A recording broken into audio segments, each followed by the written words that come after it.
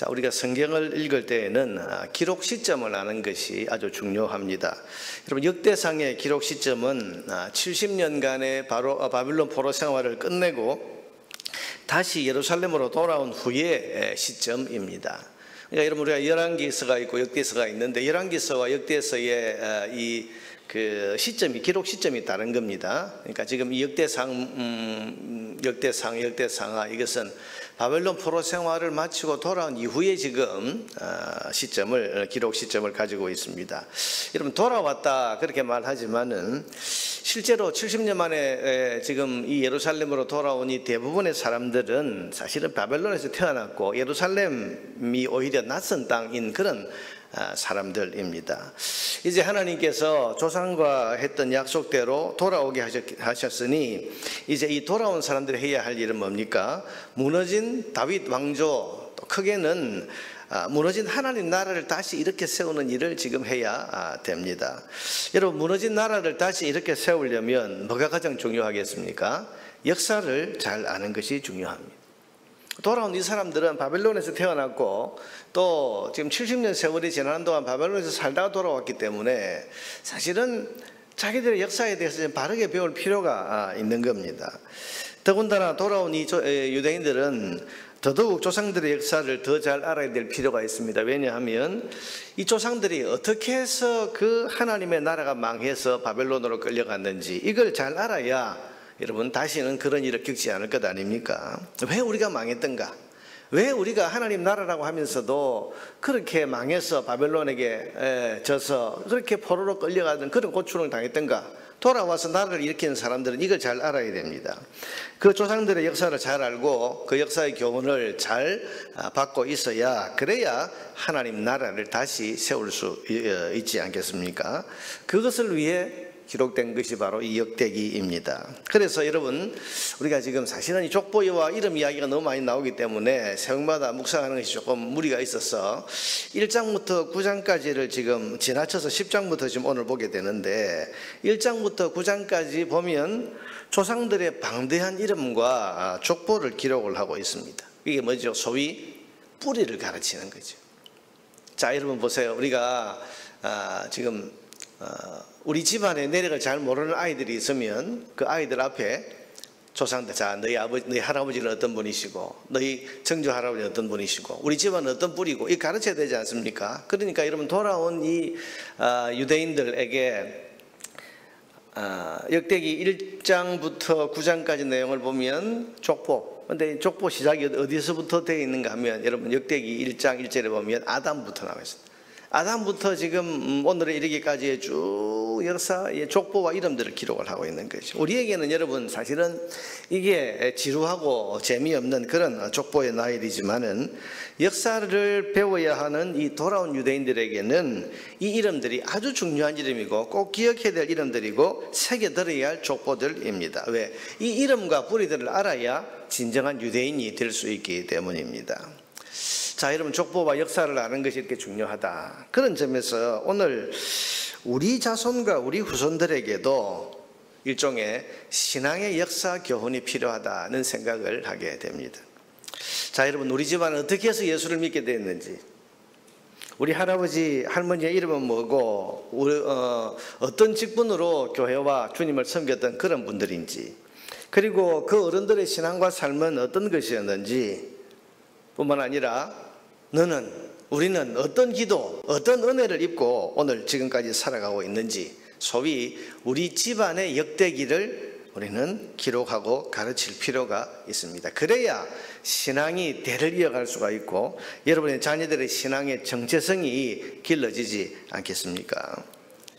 그러니까 우리가 역대기 같은 이 기록을 보면 후손들에게 과거 조상들의 그 역사, 그리고 그들의 신앙, 교훈, 이걸 잘 기록을 해서 유대인들의 그 나라를 세워가는 이 정체성을 만들어주고 또 그 근거를 만들어준 것처럼 오늘 우리 자녀들, 우리 후손들 꼭 필요합니다. 여러분, 나는 예수를 어떻게 믿는지 잘 알지만 사실은 우리 자녀들은 내가 어떻게 예수를 믿게 된지 잘 몰라요. 우리 집안이 지금 신앙적으로 몇 대 뿌리가 어떻게 됐고 이걸 나는 알고 있지만 우리 자녀들은 모를 가능성이 굉장히 많습니다.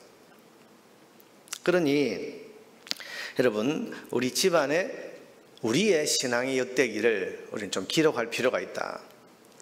생각나는 대로 이것저것 툭툭 던지는 게 아니고 좀 기록을 하고 정리를 할 필요가 있는 거예요. 그리고 그걸 우리 자녀들에게, 우리 후손들에게 가르치고, 그래서 이 신앙의 대를 이어가는, 그리고 그것이 우리 아이들의, 우리 후손들의 신앙의 정체성을 만들어가는, 그리고 신앙의 자존심을 세워가는 그런 일이 될 수 있기 때문에 우리 신앙의 역대기를 여러분 기록해서 만들고 전수하는 일이 참으로 중요하다. 이것을 우리는 깨닫게 됩니다. 여러분 잘 기록하고 잘 정리해서 여러분의 가정의 역대기를 만들어서 전수할 수 있게 되기를 바랍니다. 자, 오늘 본문을 보면 9장까지 조상들의 족보와 이름들을 기록하던 것이 이제 9장 마지막에 보면 사울 왕의 족보가 나오고, 이어지는 오늘 10장부터는 사울 왕 이야기를 하고 있습니다. 왜냐하면 여기서부터 이제 이스라엘이 왕국으로서 출발했기 때문에 이스라엘의 초대 임금인 사울 이야기, 여기서부터 이제 후손들에게 역사 이야기를 시작하는 겁니다. 그런데 여러분 오늘 본문의 내용 우리가 읽었습니다만은 사울에 대해서 어떤 내용이 나와 있습니까? 죽음 이야기부터 나오고 있습니다. 아니, 죽음 이야기만 나와 있습니다. 왜 그렇습니까? 그것은 사울은 죽음 이야기를 통해 후손들에게 교훈할 것밖에 없는 사람이기 때문입니다. 여러분 초대 왕으로서 나라를 훌륭하게 통치한 것, 또 왕으로서 어떻게 신앙을 지키면서 살아간 것, 여러분 이런 좋은 이야기로 교훈할 것이 후손들에게 있다면 여러분 그런 이야기를 여기에 기록을 했을 겁니다. 그런데 후손들에게 도움이 될 이야기는 그의 죽음밖에 없다. 그 죽음이 어떤 죽음입니까? 하나님께 죄짓고 망한 죽음이다. 여러분 13절을 한번 보세요. 사울 죽음 이야기를 쭉 한 다음에 결론 13절에 사울이 죽은 것은, 사실 이게 이제 후손들에게 들려주고 싶은 내용이죠. 사울이 죽은 것은, 얘들아 사울이 왜 죽은 줄 아냐? 그러면서 여호와께 범죄하였기 때문이라. 그가 여호와의 말씀을 지키지, 이제 그 죄 세 가지를 이야기해요. 첫째는 그가 여호와의 말씀을 지키지 아니했다. 둘째는 신접한 자 박수무당이나 점쟁이에게 가서 가르치기를 청했다. 그리고 세 번째 14절에 여호와께 묻지 아니하였으므로 여호와께서 그를 죽이시고 그 나라를 이새의 아들 다윗에게 넘겨주셨더라. 자, 여러분 지금 후손들을 앉혀놓고 역사를 기록하면서 우리나라, 빼앗긴 우리나라, 무너졌던 우리나라가 어디서부터 시작이 됐냐? 사울부터 시작이 됐다. 그런데 이 사울왕 이야기를 하면서 그가 어떤 인격을 가졌고 어떤 신앙을 가졌고 이런 이야기 할 게 없어요. 이 사울에 대해서. 그가 왕으로 시험받았지만 전쟁에서 패하고 자살을 했는데 그 자살이 그냥 자살이 아니고 하나님께 죄지어서 심판받아 죽은 그런 죽음이란다. 왜 사울이 그런 심판을 당했냐? 첫째는 하나님 말씀 순종하지 않았다. 두 번째는 무당이나 점쟁이 찾아가서 어떻게 될 것인지 무릎 꿇고 물었다. 우상 숭배죠. 세 번째는 여호와께 묻지 아니했다. 하나님 앞에 기도한 흔적이 없는 사람입니다. 그러니 하나님께서 그를 죽이셨다. 자 보세요. 사울은 오늘 본문 내용이 보면 분명히 자살했다고 되어 있는데 지금 이 죽음에 대한 교훈은 뭐라고 하고 있습니까? 여호와께서 그를 죽이셨다. 이 죽음이 그러니 정상적인 죽음이나 어쩌다가 죽은 죽음이 아니고 하나님의 심판을 받아 죽은 죽음이라는 것을 지금 후손들에게 가르치고 있는 겁니다. 자, 여러분 보세요. 나를 다시 일으키려고 하는 이 후손들에게 교훈으로 삼을 것이 죄짓고 심판받아 죽었다고 하는 그런 부정적인 교훈밖에 없습니다. 이게 얼마나 비참한 인생이고 얼마나 쓸모없는 인생이겠습니까? 자, 여러분 돌아보세요. 생각해 보세요. 이야기해 줄 것이 그 사람 하나님 앞에 교만하다가 망했다 이 이야기밖에 없다면 그 인생이 얼마나 불행한 인생.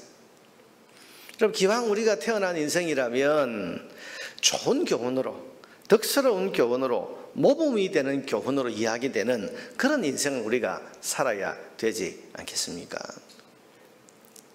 암흑의 그 어른 참 기도 열심히 하던 분이, 암흑의 그 어른 정말 참 선한 마음으로 이웃에게 참 사랑을 많이 베풀던, 여러분 이런 이야기로 교훈을 삼을 그런 인생이 되는 것이 이게 복된 인생. 언젠가 오래전에 어떤 분이 저한테 와서 이런 말 한 게 참 기억에 인상 깊게 남은 적이 있습니다. 좀 젊은 분인데 이분이 하는 말이, 목사님, 저는 목사님 설교에 예화가 되는 그런 사람이 되고 싶어요. 그러는 거예요. 아마 이분이 이제 제 설교를 주의 깊게 오랫동안 듣는 중에, 제가 이제 다른 교회에 이런 그 교인들 이야기 예화를 이렇게 들을 때에 될 수 있으면 모범이 되고 좋은 예화를 드는데, 뭐 죄짓고 망해서 죽었습니다 이런 예화는 잘 안 들고 주로 이제 잘하고 충성하고 좋은 분들 이야기, 그런 예화를 많이 들었는데, 이분이 아마도 가만히 설교를 듣다가 야, 나도 참 목사님이 어디 가서 예화로 듣는 그런 사람이 되고 싶다, 그런 선한 마음이 마음속에 일어났던 것 같아요. 그랬더니 그래서 이제 저를 만나서 한 이야기가, 목사님, 저는 목사님 이야기 예화에 등장하는 그런 사람이 되고 싶어요. 그런 이야기를 했습니다. 아주 인상 깊게 남아있어요. 여러분 보세요. 목사의 설교뿐 아니라 후손들에게, 후배들에게 좋고 모범이 되는 예화로 쓰여지는 그런 분들이 된다면 이게 얼마나 성공한 인생이겠습니까? 여러분, 앞서간 사람의 이야기는 역사가 된다, 그런 이야기가 있죠. 오늘 우리 삶의 이야기는요, 오늘 우리가 살아가는 것은 언젠가는 역사가 되는 거예요. 이게 뭐 거창한 역사는 아니라 할지라도 적어도 너희 아버지는, 너희 할아버지는, 그 장로님은, 그 집사님은, 그 목사님은 이런 분이셨다. 우리가 여러분 어떤 좋은 이야기를 할 때 어떤 과거에 훌륭했던 분들의 예를 들면서 이야기를 하지 않습니까? 야, 그분 대단한 분이셨다. 이렇게 좋고 모범이 되는 그런 예화로 쓰여지는 그런 인생이 되는 것이 얼마나 중요한가 하는 것입니다.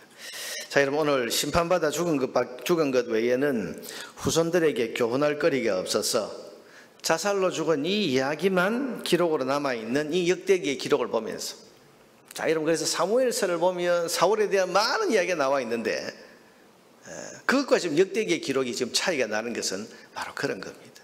지금 사울의 이야기는 이것밖에 지금 후손들에게 교훈 삼을 것이 없다.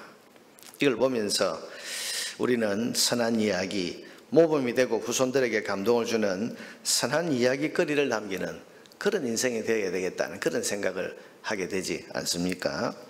사랑하는 여러분, 또한 이 기록은 성경의 기록입니다. 성경에 기록되었다는 것은 하늘에 하나님 앞에 쓰여지는 기록이기도 하다, 그런 뜻이기도 합니다. 하나님 앞에서 우리의 모든 삶은 기록되고 있다. 그래서 계시록 20장에 보면 하나님 앞에 생명책이 있고 그 옆에 다른 책이 펴져 있는데 사람들의 모든 행위가 기록이 되어 있다, 그렇게 우리에게 보여주고 있습니다. 우리의 모든 삶은 하나님 앞에서도 지금 쓰여지고 있습니다.